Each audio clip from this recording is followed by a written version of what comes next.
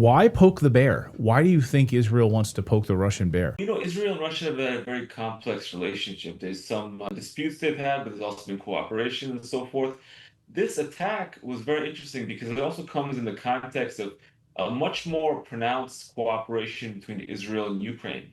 At the start of the Ukraine war, Israel took a very equivocal position towards the conflict and tried to remain neutral.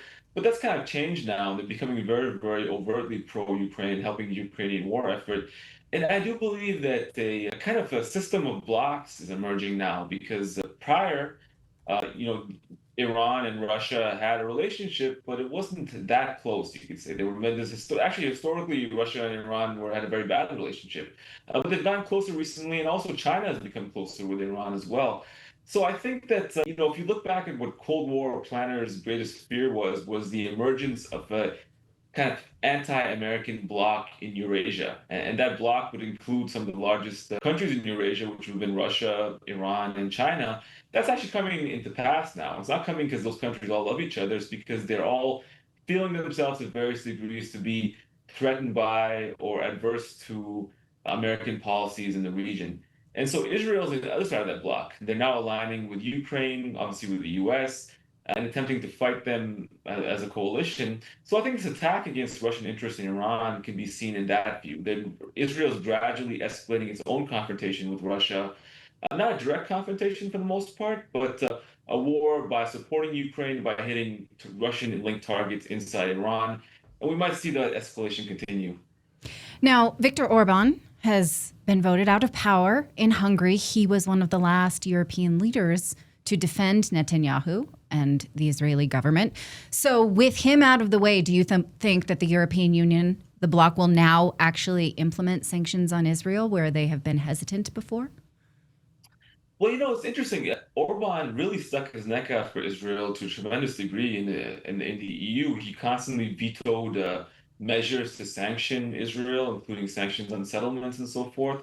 And it was always kind of curious why he was so adamant and so, he went to such great extent to do that. One can only speculate, but he had very good ties with Netanyahu.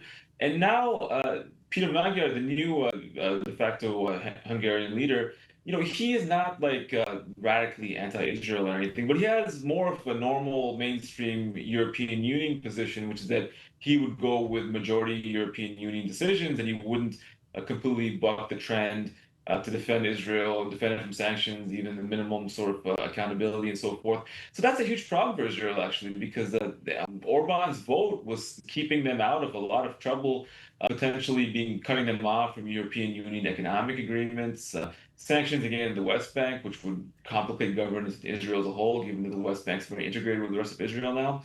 So it's alarming to them, and it kind of actually shows the degree to which support for Israel has rested on thinner and thinner foundations everywhere. In the European Union, obviously, with Hungary, that dam is broken now. But even in the U.S. too, like this, the support for Israel is kind of really whittled down to a segment of the Republican Party. If you look at polls, it's not the Democrat Party. The collapse has been quite significant now, and the Republicans is really more this neoconservative Trump administration. That segment. Whereas a lot of skepticism is also in other parts of it. So I think that this is another step towards more of the isolation of Israel internationally. And I'll add very quickly, I just got back from a trip to Asia. I was in Singapore and a few other places. I was shocked, actually, the level to which people are angry about Israel now because they're all feeling the economic impact of the war and the war of choice that was war Asians impacting all of them quite a bit. And I do think that you'll see more diplomatic measures and pushback coming from that part of the world too. So I think that this is another step towards isolation of Israel and maybe treating it more economically and politically as a pariah in the international system with the loss of some of its last defenders. Yeah, there's the burning of even across Europe right now, the burning of Netanyahu as a pinata in burning in effigy right now. And I imagine, and I know that there's also similar blowback across Asia. I just want to put a little disclaimer on that because now Israel is framing this as an anti-Semitic exercise.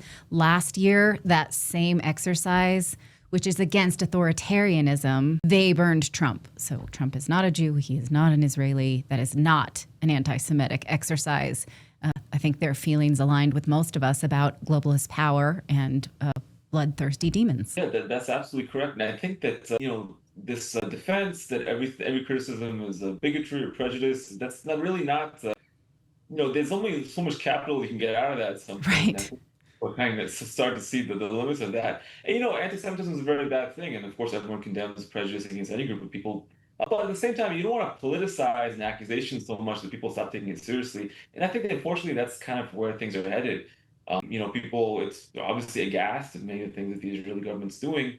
We're almost 3 years into this war, and the level of killing is just unbelievable. Like just last week, there was one of the deadliest days in Lebanon ever. Maybe nearly 400 people, more than 400 people, were killed in 10 minutes of attacks in central Beirut. Maybe half of them are women and children. This is really outrageous behavior. It's crazy, and we're seeing this all documented in tremendous detail with photos and videos and so forth that he didn't often have in the past.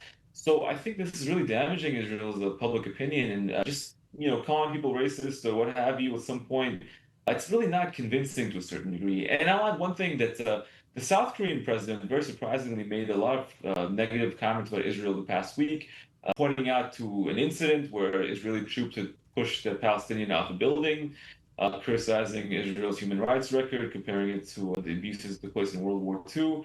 And I thought that was very notable because what's happening now is that as the impact of the Iran war is actually hitting other countries economically, they're feeling less of the need to pay lip service to the American government's interests or pieties, especially around issues like Israel, because they're not getting anything out of this relationship anymore. So the less that the U.S. is able to offer economic and political protections to other countries as part of this kind of umbrella relationship, the less those countries will feel the need to indulge Israel as a friend of the U.S. and so forth. So I think that's kind of a trend that we're going to start seeing a lot more of.